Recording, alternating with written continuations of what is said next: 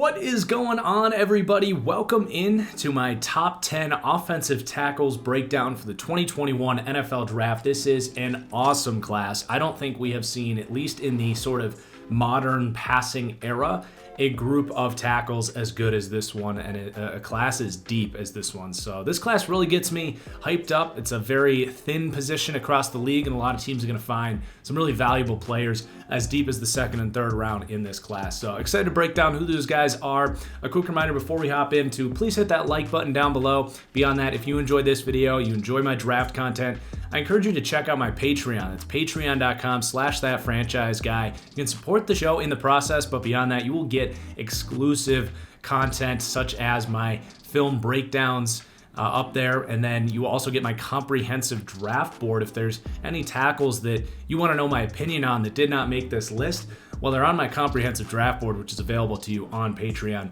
Lastly, pull out your phones, set a notification in your calendar for Thursday, April 29th, because I will be doing, again this year, a live stream here on YouTube. It is a ton of fun to get my kind of live reactions and my live analysis of each pick in the draft. So we will see you guys here on YouTube. Just wanted to remind you that that is happening this year, and I'm excited to spend those 3 nights with you guys. But anyway, let's go ahead and get started. Let's talk some hog mollies here, and a bit of a surprise with my number 10 tackle. Was definitely buried in the depth of this class, and I did actually not evaluate him till today. But little did I know, Brady Christensen was just hanging out there all along as I got through all of Zach Wilson's tape. And as I kind of looked away from Zach Wilson and the amazing things he did, you really see a hell of a left tackle there in Brady Christensen. I think he is right there neck and neck for the most polished pass protectors in this class. His technique is outstanding, gets depth in his kick slides. He's got very strong active arms as well. The one knock on him is going to be that play strength. He carries a lot of weight in his upper body. Now, on one hand, that does allow him to be incredibly quick off the ball. It does help him have those quick feet in his kick slides, but it does mean he's going to probably struggle a little bit with power and that anchor, at least day one in the NFL. And I do think if an NFL weight room can kind of transition some of that upper body strength and weight into his lower body to be a little more balanced, you could be looking at an incredibly well-rounded, polished tackle prospect that's just getting pushed down the boards because of all these other amazing players. But his technique is outstanding. His get off and just foot speed is really desirable, and I think you could be getting a starting caliber left tackle in the 3rd round, which again, you're usually not going to be saying that and having any real confidence in it. I actually have, in general, some pretty strong confidence that Brady Christensen can play day one, and with some redirection of his weight, a redistribution of his weight, can really be a high-quality starting tackle. So Brady Christensen, surprised to make my top 10 list. Then number 9 here is going to be Walker Little, a big profile left tackle out of Stanford, and he gets me excited because there's a lot of potential, and I think there's a honestly better chance than not that his best football is still ahead of him. If you go back to, say, 2018 and look at sort of draft projections, looking down the road at future prospects, you couldn't go too far without seeing Walker Little's name. This is a guy that everyone knew about at Stanford, and they thought, obviously, a smart guy going to Stanford was just going to develop and actually be a top 10 pick when he was eligible in last year's class. But what happened was he ended up suffering an ACL injury in his junior season, right before kind of that opportunity to emerge as a top 10 pick. And then he opts out of his senior season. So he has played 1 game in the last 2 years and is completely off the mark. But you can very easily look at those 2 instances, an ACL injury that people come back from those like sprained ankles nowadays with modern medicine, and the COVID opt-out, understandable. A big dude, didn't want to mess around, knew he was probably going to be considered a top tackle. Little did he know how deep and talented this class was going to end up being, but I really can't fault him for those decisions. So you can very easily look at those 2 instances and say, okay, he got derailed a little bit, but a guy with a good frame and head on his shoulders, who was not bad by any stretch of the imagination when he played football. You could be hitting a home run in the second round. I don't think he gets beyond that because I think with this position that has so much value, someone's going to take a chance on him. He is long and strong, and he's got that good pass protection technique. Now, he's not an amazing athlete. He does struggle to kind of get off the ball, get into spaces as a run blocker, climb to the second level, and I would say he definitely needs to improve natural progression as far as his technique and just get more reps and experience there. But you're going to be worried about sort of the injuries and kind of the inexperience there. But are you really that worried? Because it was just really unfortunate stuff that happened to him. This is a high profile player that I think is going to be a sneaky value here, assuming you can kind of get him back on the right track. Then my number 8 player is going to be Jalen Mayfield, a right tackle out of Michigan. He's a mauling type of dude. He's a badass, right? He's got the tats. He's got that kind of blue collar mentality. Your Midwest Michigan tackle that's just wants to come out and punch you in the mouth, and he totally plays like that. I mean, he dominated Minnesota in the first game of the season here in his junior year. Now, he's not the best athlete. Like, he really doesn't come out of his stance all that well. And he's got a problem with his foot speed in pass protection. He's going to struggle with some of that quickness. He kind of struggles to step back inside on counter moves and handle some of those quicker defensive ends. So I do think he's going to struggle a little bit as a pass protector early on, and you're going to have to deal with that and work with it and understand that, yeah, he's probably never going to be an elite pass protector because he is a little bit clunky, but his strength and just technique and effort as a run blocker, he will bury dudes on the move. I'm just picturing him in a outside zone offense where he's going to kind of get that leverage on inside backers and just bury them into the second level. Again, not a phenomenal athlete in space, but someone that will take on a role like that really well. He's going to thrive in inside zone as well, where he's just working nasty in the trenches. So an awesome run blocker, definitely room to improve as a pass protector. He's a young guy. He's only 21 years old. He's got that Big Ten profile. So a lot to like here with Jalen Mayfield, just getting buried in a deeper class. Probably a consensus first-round prospect in most drafts. But again, this is not most drafts for these tackles. So definitely an intriguing player there with Jalen Mayfield. I also think if you really wanted to, you could take him to start at guard, and I think his day one impact would be actually a lot higher if you were to play him at guard. So again, an interesting player and a player like Jalen Mayfield. And then a very different player here for my number 7 prospect, and that's going to be Dillon Radunz, left tackle out of North Dakota State, and was definitely on my radar heading into the Senior Bowl, but it was the Senior Bowl that really cemented my opinion on him as a really quality day one, likely starter at left tackle. Could probably slide over to right tackle, but his technique is outstanding. The one thing that I was kind of curious about is coming to the Senior Bowl, dealing with more D1 prospects, NFL level players, obviously coming over from D1 AA at North Dakota State, where he just didn't see a lot of those guys. I was curious of a guy who's only 305 pounds, who was a little lengthier. How well was that anchor going to translate? And my God, he had one of the best anchors at the Senior Bowl. His ability to do that jump set and really bunker down, strong arms. He's got the grip strength. That was really encouraging to see. I actually bumped him from a 3rd round prospect to a player that I would take, assuming these guys ahead of him fly off the board. I would take him at the end of the 1st round. I've been mocking the Kansas City Chiefs to take him. So I do see him as a polished player. His technique is outstanding. He's worked with Coach Paul Alexander, and he is definitely well coached. He's not going to need to be reworked as far as his technique, and he's got the frame to even continue to fill out a little more. So he's a really nice player. Probably not the highest ceiling player in this class because he's not like an amazing athlete. He's not overly strong, but just a really well-balanced dude, really good pass protector, and as a run blocker, he's okay. I wouldn't take him banking on him to like maul dudes in clear ways in the run game, but he's not like some liability there either. Then my number 6 tackle here is Liam Eichenberg, who again, in other draft classes, you're looking at probably a top 15 pick, someone you're super excited about. He's polished, 3-year starter at Notre Dame, positional flexibility. He played his whole career at left tackle at Notre Dame, but with his quickness and his technique, he is a guy that people have projected to be able to play guard, even right tackle, you name it. So, just really balanced player to be, straightforward here. He's got outstanding technique, just like Radunz. He's got a great jump set. He's got active, strong arms, and he gets off the ball in the run game. That's the big difference between Eichenberg and Radunz, is Eichenberg is just a much better athlete. He's really good at getting to spaces, and if you're in one of those outside zone schemes, he's going to be able to climb off the edge, get to that second level. He's a smart dude. He's going to find someone to hit. So just a really well-balanced player, can come in and start day one. And I really like Liam Eichenberg, just gets pushed down a little bit in this talented draft class. Then another player here that did not expect kind of heading into the tackle evaluations to be as highly rated as he is, and that's Tevin Jenkins. Tevin Jenkins has the most fun tape to watch in this class behind probably Penei Sewell.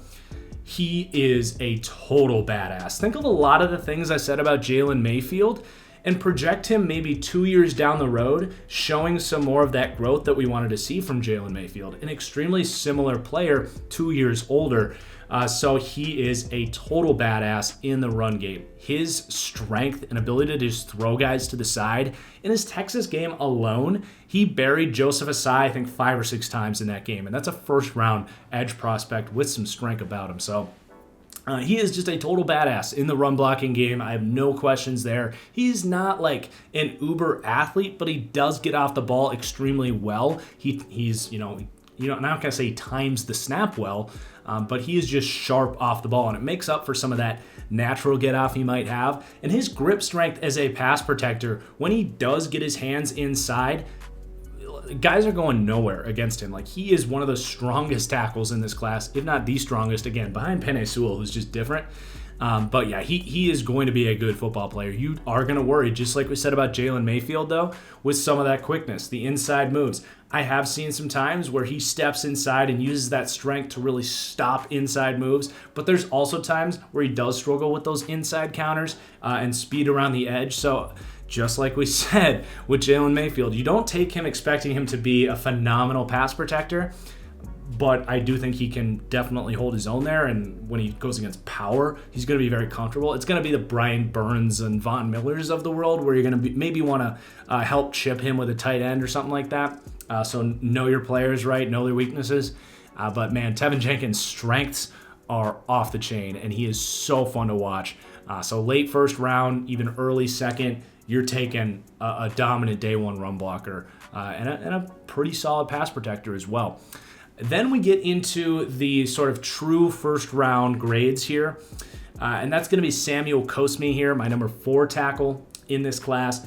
And think like Brian Bulaga here, just kind of lengthy, refined pass protector, decent off the ball, like, half decent run blocker, but not something you're overly confident in. Cosmi and Walker Little, very similar prospects. I think if Walker Little had developed a little better and got to play, we'd have these guys more neck and neck, honestly. They're ironically the exact same size and age, 6'7", 309, both playing at major schools, Texas, Stanford. So I just think Cosmi is a little bit ahead of the curve. You have a little more confidence that he is going to step in and be that day one pass protector. Again, that length, the technique. Think like Nate Solder at left tackle. Just you're going to have a hard time getting around this guy because his kick slides are good enough. He's got the length. It worked for like Mekhi Becton, for example. Day one impact as a pass protector. It's just hard to get around someone that's lengthy and strong with really good technique. Now, as a run blocker, I don't know exactly what you're going to get from him. He is decent in that department, but I'm not banking on him to be like this phenomenal, path-clearing dude. But then we have Christian Darrisaw, my number 3 offensive tackle, and now we're starting to get into really exciting territory. This dude is a freak, like prototype physical specimen of like your elite tackle prospect. Think Trent Williams as a physical comp for this guy. Gets on the move. He just, annihilates guys in space at the next level, or in the next level of the defense, moving up, getting linebackers, safeties, and putting them on their ass, going out to the sidelines on screens and stuff. He's phenomenal. Now, he is a little younger, so you're going to want to see continued development, but his progression from his freshman year, where he was a day one starter, to his junior season leaves no reason to believe that this guy isn't going to continue to refine his craft and continue to get better there. They did get rid of the ball very quickly in a kind of non-traditional offense there, so you didn't see a ton of true kick slide techniques. He's actually fairly similar to Andrew Thomas, who I loved last year in that regard, where like you get through 2 or 3 games of this guy and you don't see a ton of traditional pass sets because of how quickly they did get rid of the ball. So there's going to be a bit of an adjustment period there, just like we've seen with Andrew Thomas, but I still have a ton of confidence in Thomas, who has a very similar profile to Christian Darrisaw here. So if you want a comp, I don't do comps for linemen because there's only so many different types of tackles, but that would be a decent comp for Christian Darrisaw, who was my number 1 tackle last year, to put that into comparison. Then we got Rashawn Slater, who's right there with Christian Darrisaw, but I do think the day one impact is a little more trustworthy. Now, Slater's a little bit more of an acquired taste because of he's 6'3", he's 309. You're not gonna stack him up next to Christian Darrisaw and say, physically speaking, he not necessarily looks the part more, or even if you want to get into upside, I do think Darrisaw has a higher upside. But Slater, much more polished, and just a guy that I feel better about on day one. And the most unique thing about Rashawn Slater, and another reason I'm comfortable putting him above Darrisaw, although I love both these players, and if you put Darrisaw above Slater, I'm not really going to argue with it because I do think the upside is higher there for Darrisaw. But Rashawn Slater, after about 4 or 5 snaps, I think I tweeted, I said, I've never seen a guy with the explosiveness at offensive line that this guy does. Like, he flies off the ball better than anyone I think I've ever seen at the position. He will reach like 3 techniques on backside stretch runs, his ability to get out in space on screens. I'm picturing him in an offense that runs the Shanahan offense and saying this guy's going to be a weapon in the run block game. So his ability to kind of fly off the ball and get to spots and be an effective run blocker, and he comes in as this shorter, powerful, almost like a fullback sometimes. When those fullbacks come in underneath, they might be lighter than whoever they're hitting, but because they are shorter, they just pop you and catch you off guard because you're coming in with that leverage. That's Rashawn Slater. And some systems will they will picture him as a guard for that reason, because of his ability to move. If there's a team that runs a lot of power, which there's not so many of those in the league anymore, but they might want Slater at guard.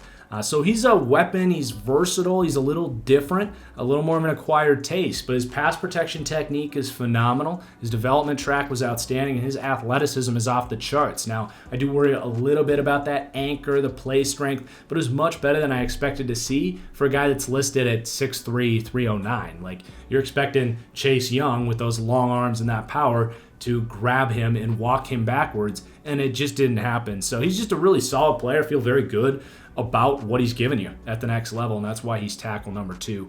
And then number 1 is Penei Sewell, who I do think if he was able to play that junior season after he opted out of COVID, there would be no questions. Most people do have him as tackle number 1. I know Daniel Jeremiah actually has Slater as the number 1 tackle, which it just does kind of surprise me because he showed development, Penei Sewell. And I agree, like his technique in pass protection in an offense that, as we learned with Justin Herbert coming to the next level, they just ran a horizontal offense. They didn't ask Sewell to do a ton of traditional pass sets there, but when he did it, I do think you still saw that technique, and there is definitely room to grow there. But the athleticism here, the power, this guy's grip strength and ability to bury guys on the move, his athleticism with his feet and get off and legs to get to spaces. If you want a true Trent Williams comp, it's Penei Sewell. I mean, he is a phenomenal tackle prospect. I think he would have been the best tackle in last year's class amidst those top 4 guys. That was amazing.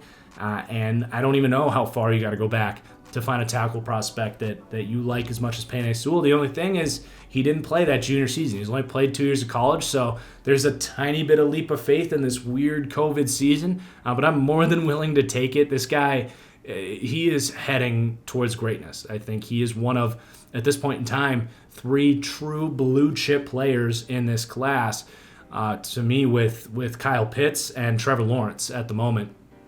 So love Penei Sewell as much as the next guy, and I think top 3 pick right there. After Zach Wilson and Lawrence are gone, I think Sewell should be the 3rd player taken in this class, unless someone's coming up for Fields or Lance. But the guy's just a beast, and he's currently tied as well with Pitts for the best player in this class in general. You need a little bit of growth there, a little bit of progression and technique, but there's very little reason to believe that you can't slide in some quicker feet and work on his arms. It's just little stuff that needs to be improved so he can be a Hall of Fame player. That's basically the only critique on Penei Sewell. I think a lot of people are overthinking him. So there are the top 10 tackles in this class. Really good group. Now, again, there's some more players here that I think are starting caliber players, which is not normal. So if you want to know my opinions on some of the other guys in this class, guys like Jackson Carman, Alex Leatherwood, Larry Borum, there's some other players in this class that you're probably going to be wondering, where are they? Well, I have scouted them. You can check out my opinions on them on my draft board. It's on patreon.com/thatfranchiseguy. You can support the channel in the process. And again, guys, mark your calendars for draft night. And that was fun. We'll see you guys in a couple days. I'm going to be doing a podcast here, hopefully, and get that up. But peace out, and we'll see you for the next one.